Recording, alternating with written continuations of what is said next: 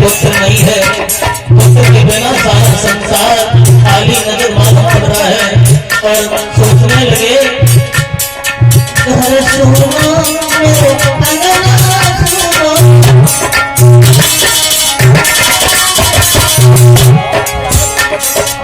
घर सुनो मेरे अंगना सुनो,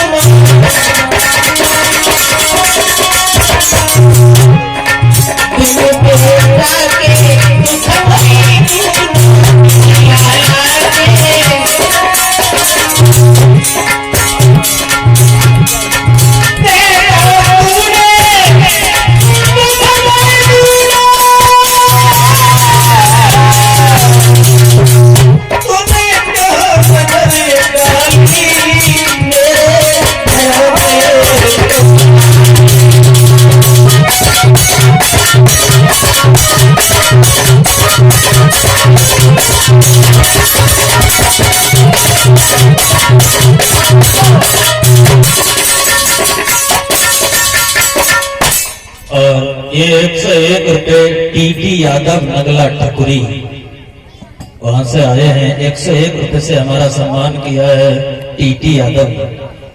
101 रुपए भगवान सुख शांति प्रदान करे, समाज में हमेशा सम्मान बनता रहे।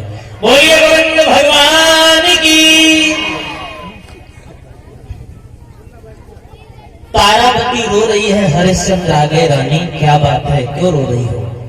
जवाब दिया है मेरे घर में कोई पुत्र पैदा नहीं हुआ। रानी ये तो कर्मों की खेती है, पुत्र देना देकर छीन लेना ये तो ईश्वर की महिमा है, इनसे हम क्या कर सकते हैं? जवाब दिया है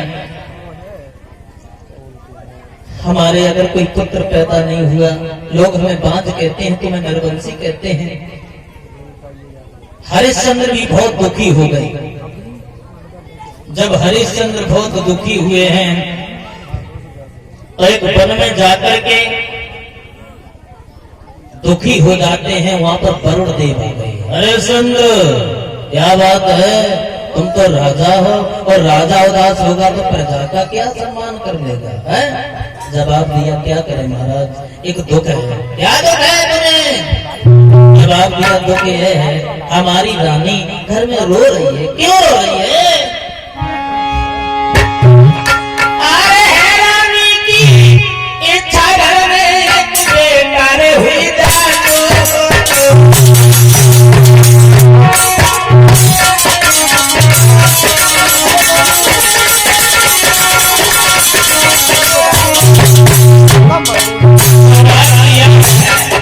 हमारी रानी की इच्छा है।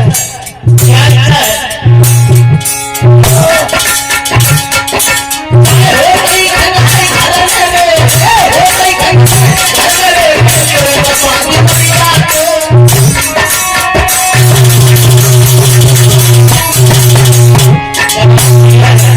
हमारे घर में बेटा पैदा हो जाए, तो पैदा होकर मर जाए तो दुख नहीं है, तो बांझ तो नहीं कहेंगे। वरुण बोले अच्छा।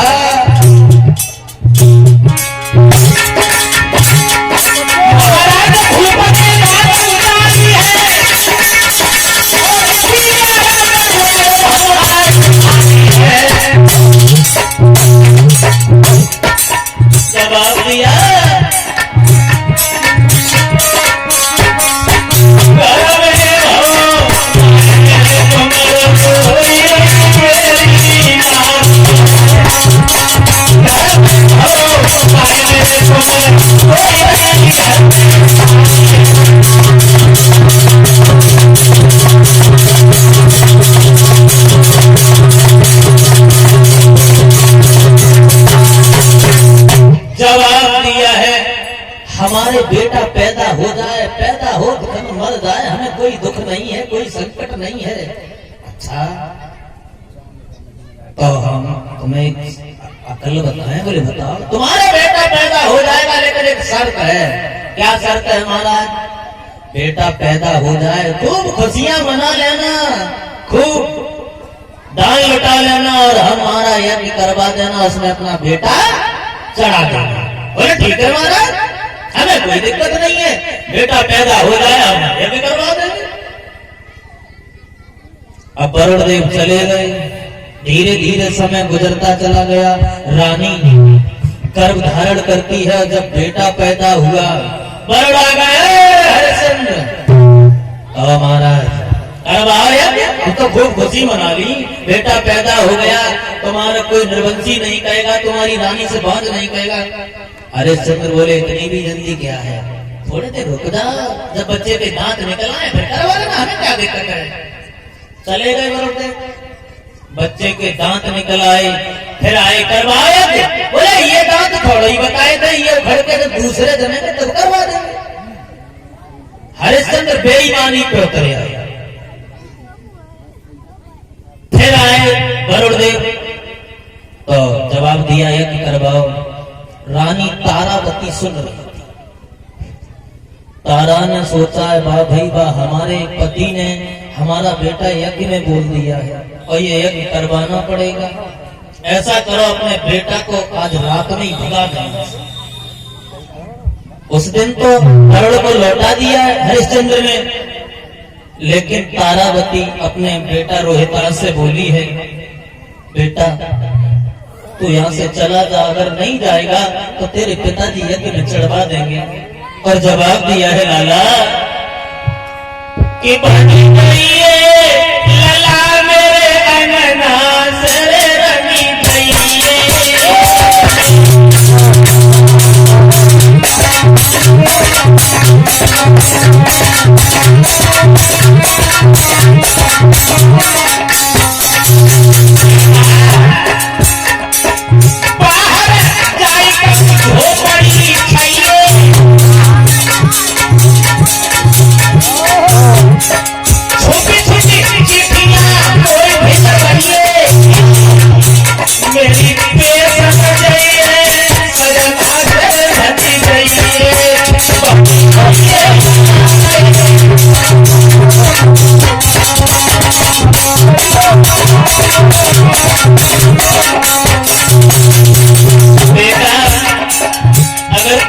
चला जाएगा तो तुम्हें तेरी आस में जीवित रह लूंगी, अगर यहाँ पर तू यज्ञ में चढ़ाया जाएगा तो मुझे देखा नहीं जाएगा।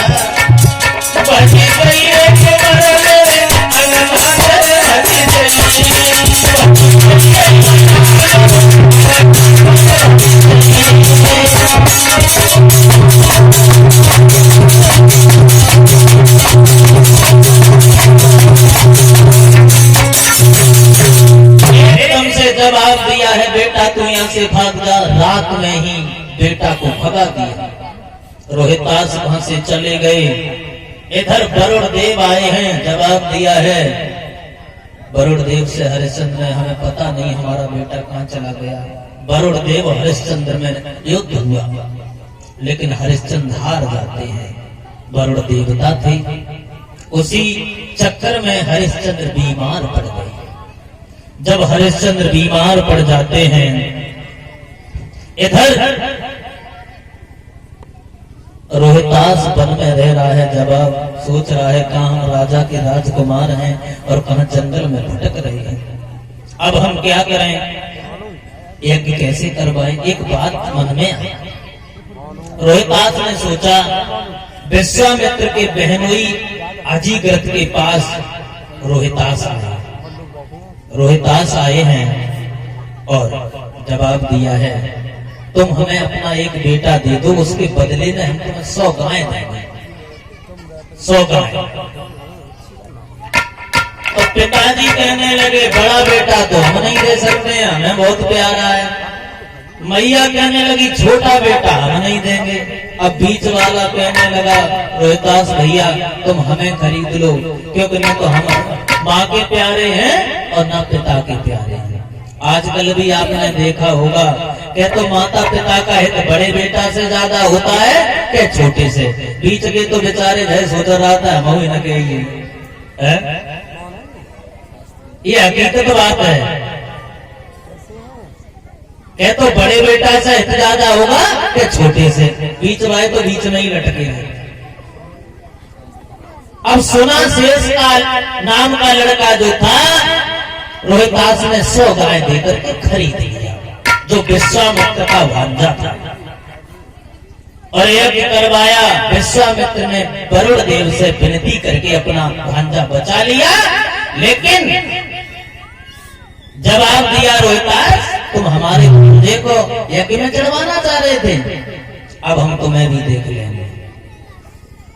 अब तो यज्ञ करवाया हरिश्चंद्र, अब तो ऐसी उनकी आदत हो गई, हफ्ता में दिन प्रतिदिन यज्ञ करवाने लगी, दान करने लगी, दानवीर राजा हो गए, बहुत पुण्य करते हैं, धर्म करते हैं। एक दिन दरबार लगा हुआ था इंद्र का, इंद्र के दरबार में वशिष्ठ, विश्वामित्र, सारे महात्मा बैठे हुए थे।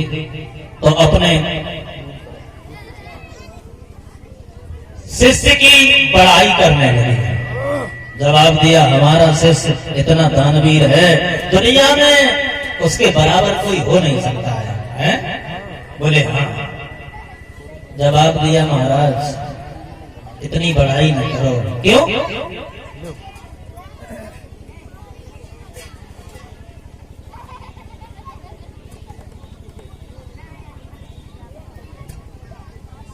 जवाब दिया है, तुम्हें नहीं मालूम है क्या? थोड़ी आवाज मैंने मारती और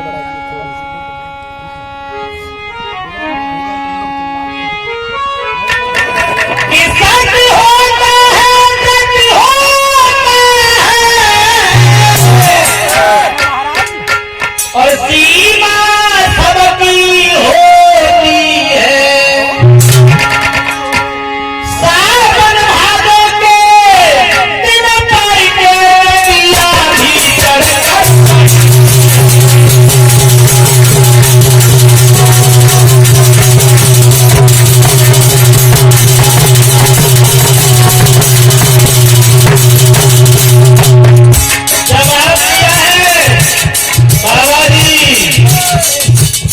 अगर सावन भादों के महीना में नदियां भी छोटी छोटी नदी होती है, उनमें भी उफान आ जाता है, इतनी बड़ाई न करो।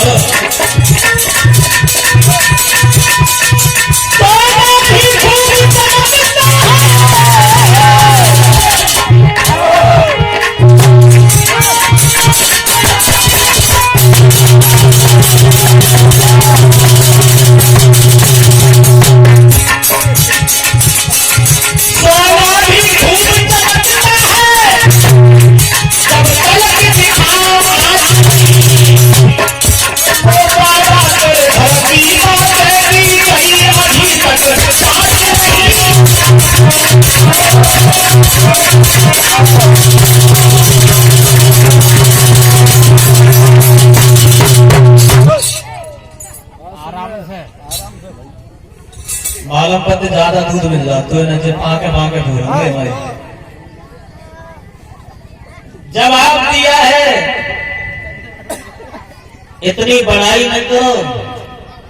बोले बड़ाई करने के लायक है हमारा शिष्य, हमारे शिष्य के बराबर इस दुनिया में कोई शिष्य नहीं है। विश्वामित्र को ये बात अच्छी नहीं लगी।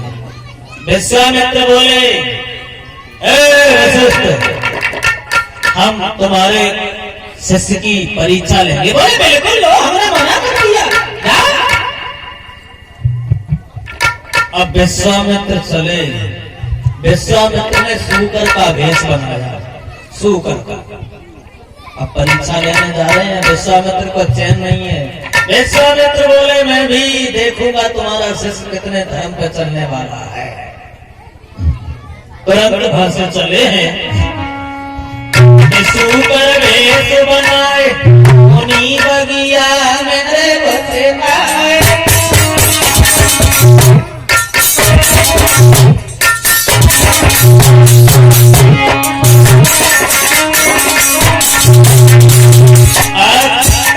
विश्वामित्र चले हैं, आगे सूकर भेष बनाए, मुनि बगिया मेरे बसे आए। और बागे गयो पुजारी नहीं दे, फल तो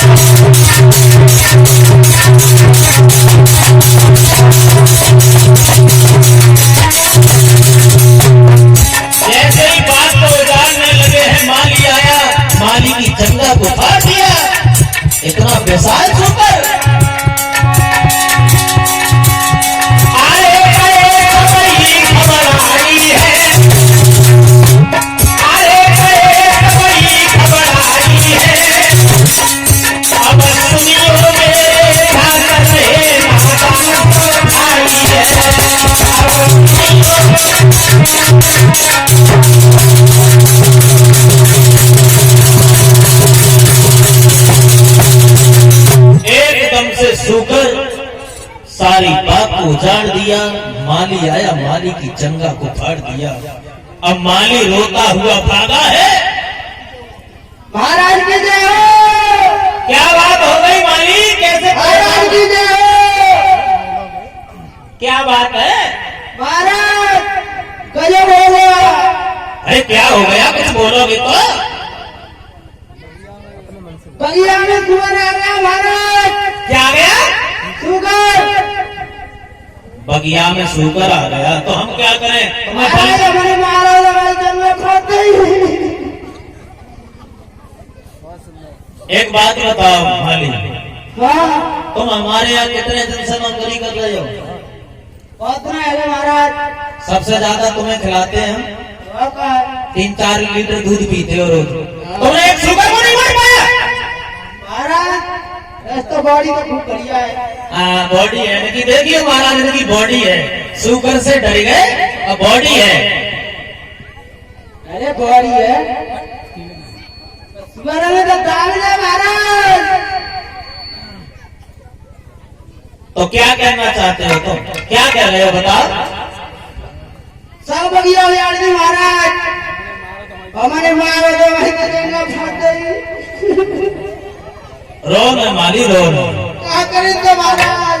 ऐसा करो, अभी शाम का समय है और शाम के समय अगर दुश्मन भी द्वार पे आ जाए तो उसका भी सम्मान करना चाहिए, है? उसे भी हित से बिठाना चाहिए। जाओ, सुबह चलेंगे। और सुनो मेरी बात। हाँ महाराज। अरे है संध्या को समय, दुख मत दीजिए हुआ।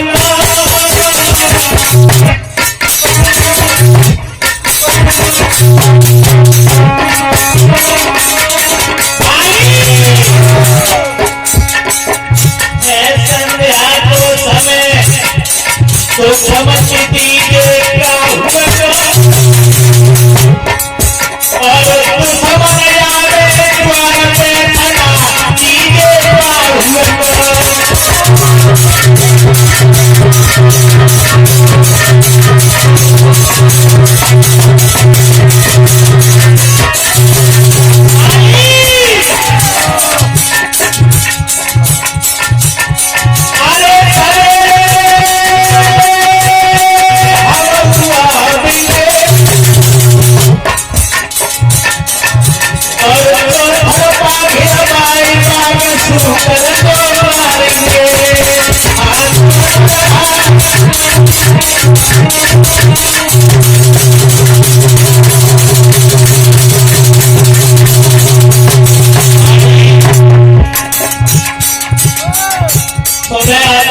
सूकर को देख लेंगे, अभी तुम चले जाओ यहाँ से।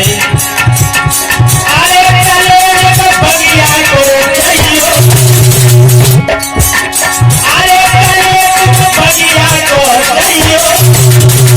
हम सुबह देखने आई पति को दिल में घबराइयो।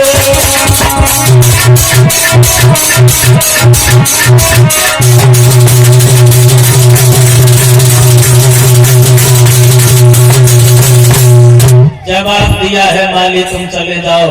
सुबह देखते हैं हम सूकर चौतरफा घरवा करके सूकर को मारेंगे। जा रहे महाराज, मरवा डालियो तो गिलहरियों के बच्चा ने को पा जाओ।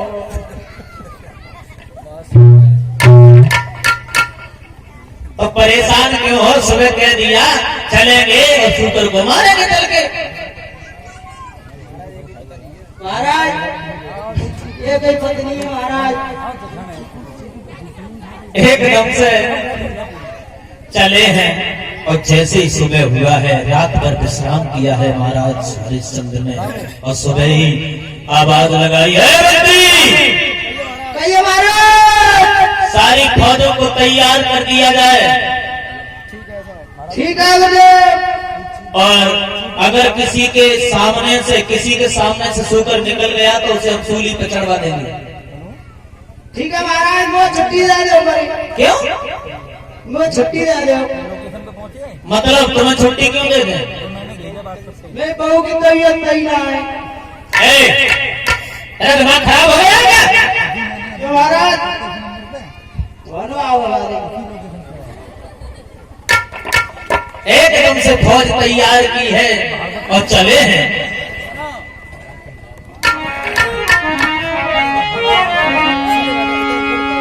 एकदम से फौजों को तैयार किया है।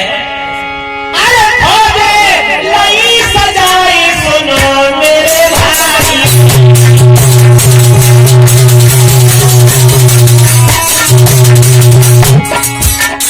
महाराज हरिश्चंद्र ने फौजों को तैयार किया है और चले हैं। अरे फौजे लई सजाई सुनो मेरे भाई,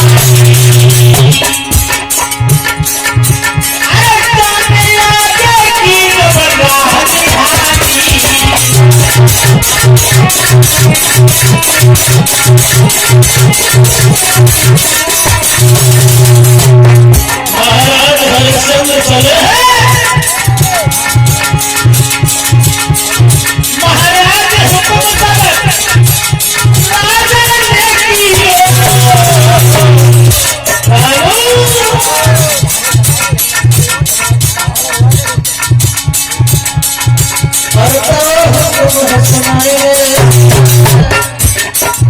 अब बताओ हुक्म सुनाए मेरे भैया, सुपर खिल भैया।